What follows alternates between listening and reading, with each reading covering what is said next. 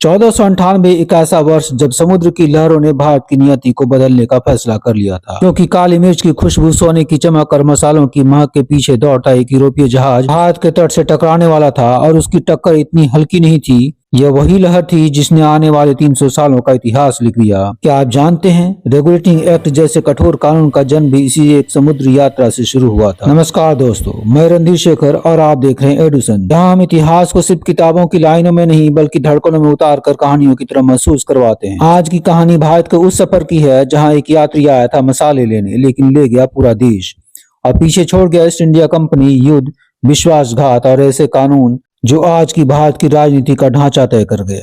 भारत की खोज नहीं, भारत का भविष्य बदलने आया यात्री कैप्टन वास्को डी गामा जब समुद्र की अंतहीन लहरों पर महीनों भटकते हुए 20 मई 1498 को कालीकट के तट पर पहुंचता है, तो उसे नहीं पता था कि उसके कदमों के निशान आने वाली सदियों की सबसे लंबी छाया बनने वाले हैं। यूरोप को चाहिए थे मसाले, काली मिर्च, दालचीनी, लौंग, इलायची, और भारत था इस मसाले और सोने का खजाना। पर रास्ता क्या था? स्थल मार्ग ऑटोमन टर्की के नियंत्रण में था, इसलिए समुद्री रास्ता खोजने की भूख ने यूरोपीय साम्राज्यों को बेचैन कर रखा था। और जैसे ही वास्को डी गामा हिंद महासागर पार करके भारत पहुंचा, यूरोप को पहली बार पता चला भारत सिर्फ एक मुल्क नहीं, एक अपार संपत्ति है।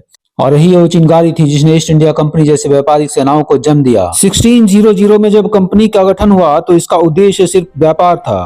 कागजों में तो यही लिखा था, लेकिन भारत की धरती पर कदम रखते ही व्यापार एक मुखौटा बन गया और महत्वाकांक्षा उसकी असली चेहरा। लेकिन भारत में प्रवेश आसान नहीं था। इस जमीन के मालिक थे मुगल बादशाह जहांगीर और मुगल साम्राज्य था अपने चरम पर। जहांगीर का दरबार, जहां एक परमिशन ने इतिहास का रुख मोड़ दिया। 1615 में जब सर थॉमस रो इंग्लैंड की महारानी एलिजाबेथ के दूत बनकर जहांगीर के दरबार में पहुंचे, तो उनके हाथ में तलवार नहीं थी, उनके हाथ में था कूटनीति का जाल।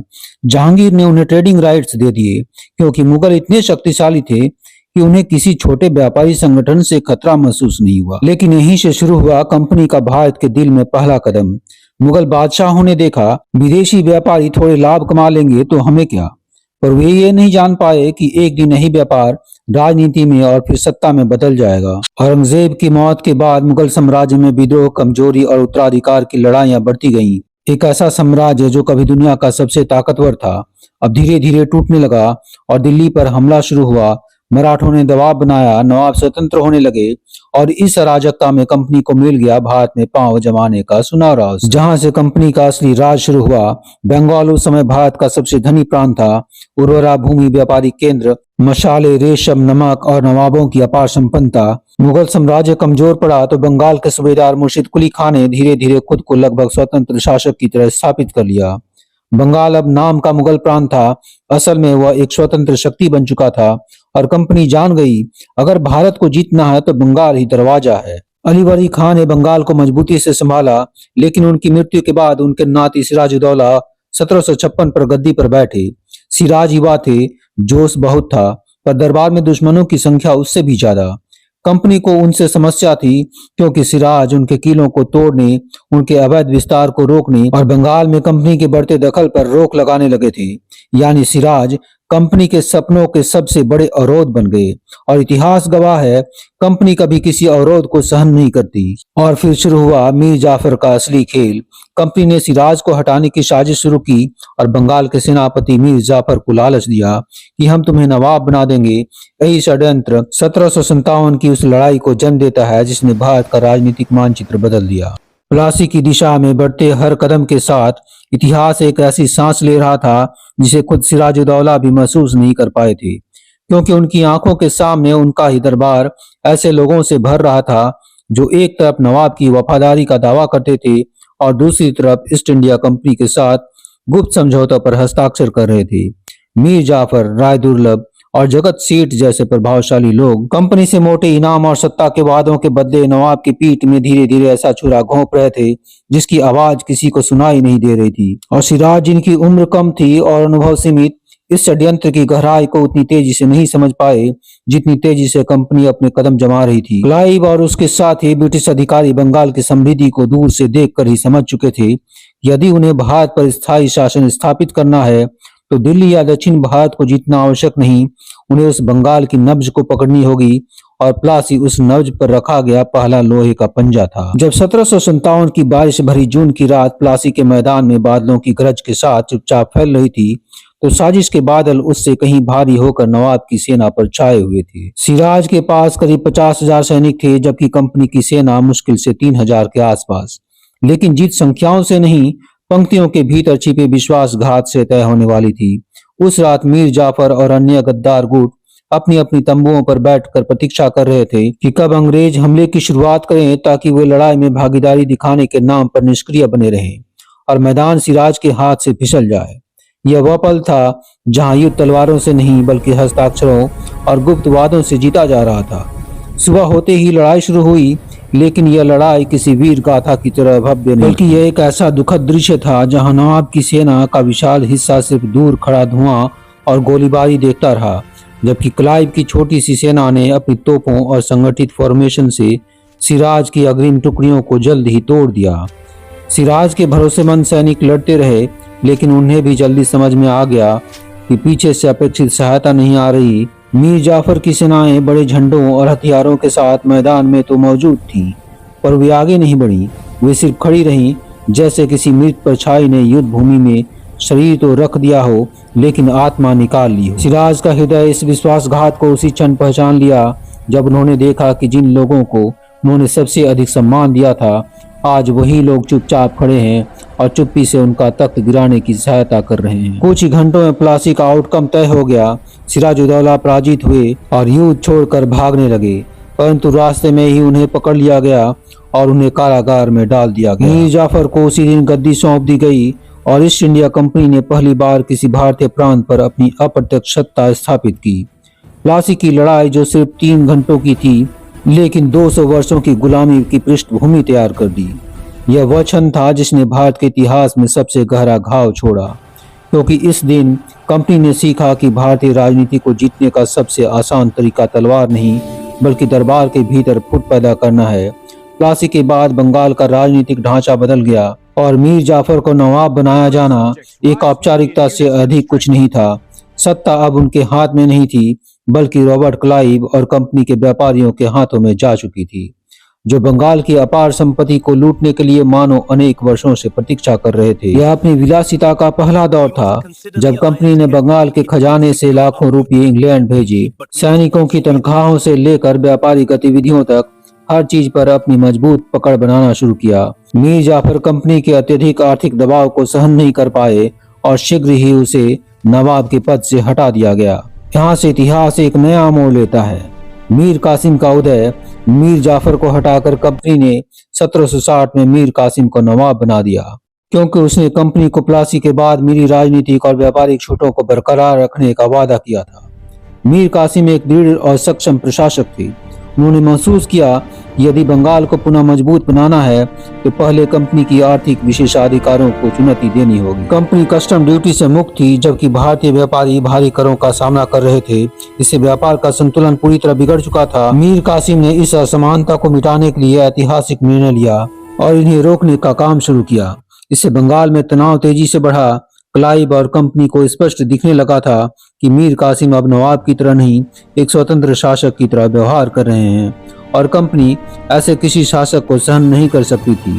परिणाम स्वरूप मीर जाफर को फिर से गद्दी पर बैठाने की तैयारी होने लगी और मीर कासिम समझ गए कि अब संघर्ष अवश्यंभावी है। मीर कासिम ने राजधानी को मुर्शिदाबाद से हटाकर मुंगेर ले गया और आखिरकार 1764 में वह क्षण आया जब भारत के इतिहास ने एक और खून से सना पन्ना खोला। बैटल ऑफ बक्सर, जहां भारत की 3 महाशक्तियां एक ओर थी, वहीं दूसरी ओर हेक्टर मुनरो की 7,000 सेनाएं। बक्सर के मैदान की घास पर पड़ी हल्की धूप मानो अंतिम बार उस शांति को छू रही थी जो कुछ ही घंटों में बंदूकों की आवाज और तोपों के धुओं में खो जाने वाली थी। कंपनी के कमांडर मेजर हेक्टर मुनरो अपनी सेना को अत्यंत सटीक गठन में व्यवस्थित कर रहे थे, जहां हर सैनिक जानता था कि उसकी भूमिका क्या है और हर अधिकारी समझ चुका था कि ऐसे पे एक लड़ाई नहीं बल्कि भारत की किस्मत से जुड़ा फैसला है। भारतीय गठबंधन की सेनाएं संख्या में विशाल थी।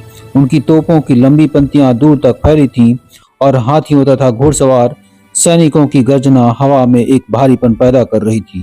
लेकिन इस भारीपन के बावजूद भारतीय सेनाओं के भीतर एकता व दृढ़ता नहीं थी जो किसी निर्णायक युद्ध में विजय की आधार बनती। मीर कासिम में आग थी, पर अवध के नवाब में चिंता का बोझ था और मुगल एम्परर को अपनी प्रतिष्ठा बचानी थी। इस लड़ाई का परिणाम इतना भारी था कि मुगल एम्परर शाह आलम द्वितीय ने कंपनी से समझौता कर लिया और बंगाल, बिहार और उड़ीसा पर कंपनी के राजस्व संग्रह अधिकारों को मान्यता दे दी। यही वह क्षण था जिसने ईस्ट इंडिया कंपनी को व्यापारिक संस्था से एक वास्तविक शासक में बदल दिया। प्लासी ने कंपनी को प्रवेश द्वार दिया, पर बक्सर ने पूरे प्रांत की चाबी दे दी। और जहां ईस्ट इंडिया कंपनी की तलवार सिर्फ मैदानों में नहीं बल्कि कागजों, सौदों और राजस्व की रगों में भी उतर चुकी थी, और जब बंगाल की धरती पर अकाल की राख ठंडी भी नहीं हुई थी, तभी लंदन की संसद की दीवारों तक भूख, भ्रष्टाचार और अनियंत्रित शक्ति की गूंज पहुंचने लगी थी। और इसी गूंज ने दुनिया को उस पहले कानून की ओर धकेल दिया जिसने भारत के इतिहास को शासन, अधिकार और नियंत्रण की एक नई दिशा में मोड़ दिया। वह कानून जिसे हम रेगुलेटिंग एक्ट 1773 के नाम से जानते हैं। और जैसे ही हम इस यात्रा की पहली सीढ़ी पर चढ़ते हैं, हम खुद को उस समय के अंधेरे और धुएं से भरे हुए माहौल में पाते हैं जहां व्यापार करते करते कंपनी एक राजनीतिक दानव में बदल चुकी थी और उसकी लूट की जड़ें इतनी गहरी हो चुकी थी कि दिल्ली के दरबार से लेकर बंगाल की नदियों तक हर जगह इसका असर साफ नजर आता था।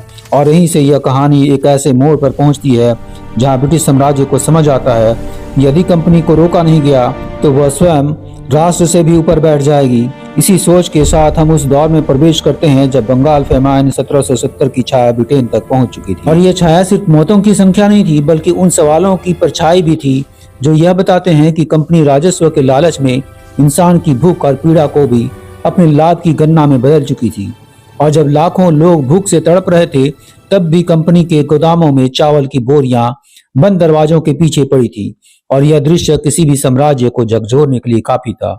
और अब हमें समय ले चलता है उन गलियारों में जहां ब्रिटिश पार्लियामेंट के सदस्य एक एक रिपोर्ट को खोल कर देख रहे थे और हर रिपोर्ट चीख चीख कर कह रही थी कि कंपनी का प्रशासन टूट चुका है, उसकी ग्रिड नियंत्रण से बाहर हो चुकी है और उसकी शक्ति इतनी बढ़ गई है कि वह खुद ब्रिटेन को चुनौती देने की क्षमता रखती है।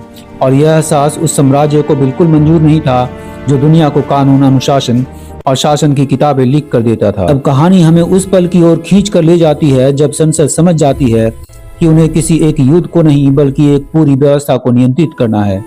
और इसी समझ से रेगुलेटिंग एक्ट के बीज बोए जाते हैं, एक ऐसा कानून जो कंपनी की शक्ति को बांधने, उसके भ्रष्टाचार को रोकने और भारत की प्रशासनिक मशीनरी को एक नई रूपरेखा देने वाला था, और जिसकी वजह से आने वाले 150 सालों की भारतीय राजनीति एक बिल्कुल अलग दिशा में बहने वाली थी। लेकिन इससे पहले कि एक्ट लिखा जाए, हमें उस भारत की ओर मुड़ना होगा जहां कंपनी ऑफिशियल्स अपने मनमाने फैसलों को राज्यों को तोड़ते, नवाबों को कमजोर करते, नीतियों को उलझाते और राजस्व को निचोड़ते हुए आगे बढ़ रहे थे। वारेन हेस्टिंग्स, जिसकी पदवी बढ़ने वाली थी, जिसके अधिकार तय होने वाले थे और जिसकी वजह से भारत में पहली बार गवर्नर जनरल ऑफ बंगाल की कुर्सी स्थापित होने जा रही थी। और अब हम उस क्षण के करीब पहुंचते हैं जहां कहानी एक राजनीतिक मोड़ लेती है, क्योंकि एक्ट का असली उद्देश्य सिर्फ कंपनी पर नियंत्रण लगाना ही नहीं था बल्कि कंपनी को एक ऐसी दिशा देना था जिसमें व्यापार के साथ साथ शासन की जवाबदेही भी शामिल हो। और इसी जवाबदेही के लिए एक्ट लिखने वाले नेताओं ने यह महसूस किया कि भारत जैसा विशाल भूभाग किसी एक गवर्नर या अध्यक्ष की नहीं बल्कि एक पूर्ण प्रशासनिक ढांचे की मांग करता है। और इसी ढांचे की पहली ईंट थी गवर्नर जनरल और उसकी काउंसिल की स्थापना। यहाँ से हमारा नैरेटिव उस टेबल तक पहुँचता है जहाँ 4 लोगों की काउंसिल तैयार होती है। और यह काउंसिल सिर्फ सलाह देने वाली संस्था नहीं बल्कि यह वह शक्ति थी जो गवर्नर जनरल के हर निर्णय को जांचने, रोकने और मोड़ने की शक्ति रखती थी। और इसी वजह से एक्ट का यह हिस्सा भारत में आने वाले प्रशासनिक संघर्षों की लंबी श्रृंखला की शुरुआत बन गया। और जहां एक ऐतिहासिक निर्माण होने वाला था, सुप्रीम कोर्ट ऑफ कलकत्ता, और यह अदालत सिर्फ न्याय देने की जगह नहीं थी बल्कि यह अंग्रेजी कानून का वह पहला पत्थर था जिसने भारत की न्यायिक प्रणाली को ब्रिटिश कानून से जोड़ दिया।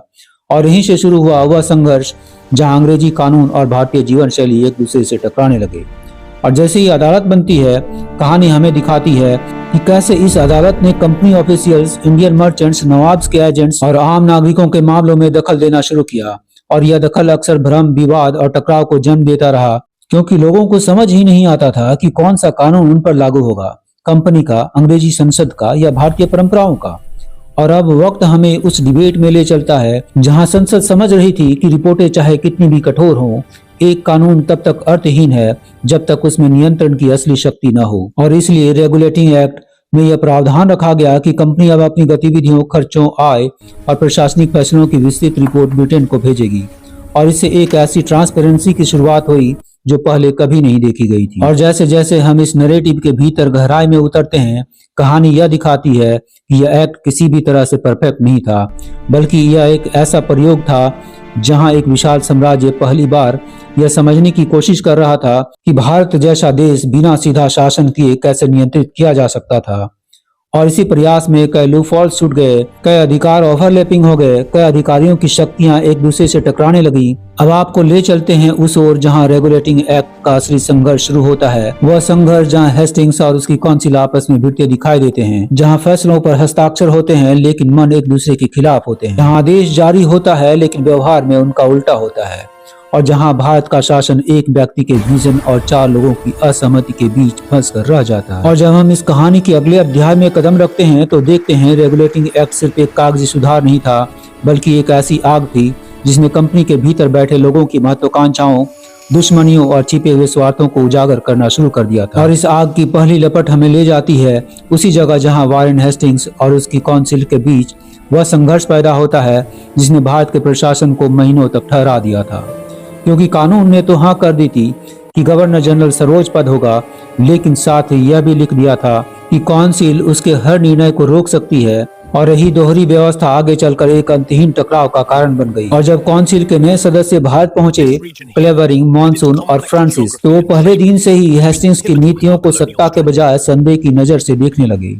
और इस संदेह की जड़ें सिर्फ नीतियों में नहीं बल्कि उन राजनीतिक पत्रों और परिचयों में थी जिन्हें ब्रिटिश संसद ने भारत भेजने से पहले उनके हाथों में पकड़ा दिया था। और यह माहौल ऐसा बना देता है जैसे इंग्लैंड ने खुद भारत के भीतर 2 सरकारें खड़ी कर दी हों, एक गवर्नर जनरल की और दूसरी उसकी ही काउंसिल की। अब हम उस दृश्य की ओर बढ़ते हैं जहां काउंसिल की बैठकें बैटलफील्ड की तरह बदल जाती हैं, जहां एक तरफ हेस्टिंग्स अपने अनुभव और अधिकार का सहारा लेकर फैसलों को आगे बढ़ाने की कोशिश करता है और दूसरी तरफ काउंसिल उसे रोककर हर आदेश पर हस्ताक्षर करने से इनकार कर देती है। और इन बैठकों के भीतर जो तनाव पैदा होता है वह सिर्फ प्रशासनिक नहीं बल्कि व्यक्तिगत भी हो जाता है, क्योंकि हर चर्चा के पीछे 2 फिलॉसफीज लड़ रही होती हैं। एक वह जो मानती है भारत को कठोर नियंत्रण से चलाया जाए, और दूसरी वह जो कहती है कि कंपनी अब इतनी शक्तिशाली हो चुकी है कि उसे अकेले एक आदमी के हाथ में नहीं छोड़ना चाहिए। इसी टकराव के दौरान हमें वह क्षण भी दिखाई देता है जब हेस्टिंग्स खुद लिखता है कि council has rendered the government impracticable. और इस एक वाक्य में उस समय के पूरे प्रशासन की हालत छिपी हुई है, जहां आदेश जारी होते हैं लेकिन लागू नहीं होते, दस्तावेज तैयार होते हैं लेकिन मंजूरी नहीं मिलती, और भारत जैसे विशाल देश का शासन 2 पक्षों की खींचतान के बीच अधर में लटका रहता है। और अब कहानी हमें ले चलती है उस दूसरी शक्ति की ओर जिसे रेगुलेटिंग एक्ट ने जन्म दिया था, सुप्रीम कोर्ट ऑफ कलकत्ता। क्योंकि यह अदालत बनने के बाद सिर्फ न्याय देने वाली संस्था नहीं रही बल्कि कंपनी के प्रशासन के साथ एक टकराव का नया मैदान बन गई। और यह टकराव इसलिए पैदा हुआ क्योंकि कोर्ट अंग्रेजी कानून लागू कर रही थी जबकि जनता भारतीय प्रथाओं को जानती थी, और कंपनी का प्रशासन अपने रेवेन्यू रूल्स चला रहा था। और इन तीनों के बीच कोई स्पष्ट सीमा नहीं थी जिसके कारण हर फैसला एक नए विवाद को जन्म देता था। एक ऐसा ही विवाद उस समय सामने आया जब सुप्रीम कोर्ट ने फैसला सुनाया कि कंपनी के कई अधिकारी अदालत के अधिकार क्षेत्र में आते हैं, जबकि कंपनी ने साफ कहा कि वे सिर्फ सरकार की काउंसिल को जवाबदेह है। और यह मुद्दा इतना बढ़ गया कि गवर्नर जनरल तक को यह महसूस होने लगा कि कानून बनाने वालों ने अधिकार तो दे दिए लेकिन सीमा तय करना भूल गए, और यही भूल आगे चलकर पिट्स इंडिया एक्ट को जन्म देने वाली थी। अब कहानी हमें उस दृश्य में ले जाती है जहां रेगुलेटिंग एक्ट के लागू होने के बाद कंपनी को पहली बार महसूस हुआ कि उसे अब अपने खातों, लेन देन और फैसलों की विस्तृत रिपोर्ट लंदन भेजनी पड़ेगी। और यह रिपोर्ट सिर्फ संख्याओं की सूची नहीं थी बल्कि कंपनी की आत्मा को खुली किताब की तरह पेश करने वाला दस्तावेज था। और जब यह रिपोर्ट संसद पहुंची तो उन्होंने एक नया तूफान खड़ा कर दिया, क्योंकि उनमें अनियमितताओं, घूस, अवैध लाभ और सत्ता के गलत इस्तेमाल की परतें खुलती चली जाती थी। और यहीं से कहानी एक बड़े मोड़ की ओर बढ़ती है, क्योंकि लंदन में बैठे नेताओं को यह समझ में आने लगा कि रेगुलेटिंग एक्ट केवल एक अस्थायी ट्रीटमेंट है, कोई स्थायी समाधान नहीं। और वे जान गए कि भारत जैसे विशाल भूभाग को नियंत्रित करने के लिए एक ऐसे कानून की जरूरत है जो कंपनी और क्राउन दोनों को एक संतुलित शक्ति प्रदान करे। और इसी सोच के कारण पिट्स इंडिया एक्ट आया, जो रेगुलेटिंग एक्ट की गलतियों को सुधारने की कोशिश करे। परंतु हेस्टिंग्स और उसकी काउंसिल का संघर्ष इतना बढ़ चुका था कि केवल बैठकों और दस्तावेजों तक सीमित नहीं रहा, बल्कि कई ऐसे प्रशासनिक फैसलों को जन्म देता गया जिससे जनता, व्यापारी और राजा सभी प्रभावित होने लगे। और इन फैसलों ने हेस्टिंग्स के समर्थकों और विरोधियों दोनों को इतिहास में अपनी जगह दिला दी। रेगुलेटिंग एक्ट की सबसे बड़ी समस्या यह थी कि उसने गवर्नर जनरल को अधिकार तो दिए, लेकिन वो अधिकार शायद ही कभी पूरी तरह उसके हाथों में रहे, क्योंकि काउंसिल की बहुमत हर बार उसके निर्णयों को रोक देती थी। और जब सत्ता का ऐसा खींचतान लगातार चलता रहे तो एक समय ऐसा आता है जब कानून उद्देश्यों पर नहीं बल्कि व्यक्तियों के संघर्ष पर टिका हुआ महसूस होता है। और भारत का प्रशासन भी उसी मनोवैज्ञानिक थकान से गुजर रहा था। और इसी दौरान सुप्रीम कोर्ट ने एक ऐसा फैसला दिया जिसने पूरे बंगाल में उथल पुथल मचा दी। नंद किशोर कुमार केस, जहां एक भारतीय अधिकारी को अंग्रेजी कानून के तहत फांसी की सजा सुनाई गई। और इस घटना ने यह सवाल खड़ा कर दिया कि क्या अंग्रेजी कानून भारतीय सामाजिक ढांचे पर बिना बदलाव के लागू किया जा सकता है। और इसी सवाल ने पूरे भारत में अंग्रेजी न्याय व्यवस्था के प्रति अविश्वास की नींव डाल दी। इस तरह हम देखते हैं कि रेगुलेटिंग एक्ट 1773 वह पहला प्रतिबिंब था जिसमें ब्रिटिश साम्राज्य ने भारत को सिर्फ व्यापार की भूमि नहीं बल्कि एक शासित प्रदेश के रूप में देखना शुरू किया था। और यही वह क्षण था जहां से एक नए युग की शुरुआत हुई। दोस्तों, यह वीडियो आपको कैसी लगी कमेंट में जरूर लिखिए। साथ ही इस वीडियो को लाइक, शेयर और सब्सक्राइब कीजिए। साथ ही बेल के आइकन को बजा दीजिए ताकि आने वाले वीडियोस के नोटिफिकेशन आप तक सबसे पहले पहुंचे। पिट्स इंडिया एक्ट आपका इंतजार कर रहा है। धन्यवाद।